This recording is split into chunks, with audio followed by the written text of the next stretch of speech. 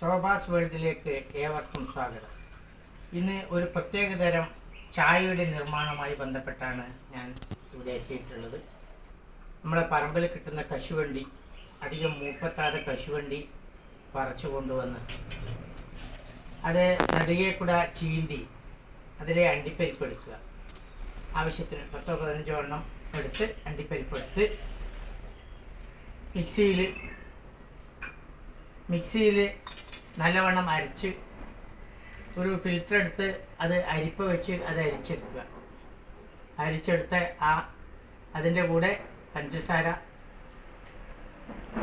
ചായപ്പൊടി എന്നിവ ചേർത്ത് നല്ലവണ്ണം തിളപ്പിച്ച് 2-3 പ്രാവശ്യം നല്ലവണ്ണം മിക്സ് ചെയ്ത് വെച്ച് കഴിഞ്ഞാൽ ഇതുപോലുള്ള ചായ കിട്ടും.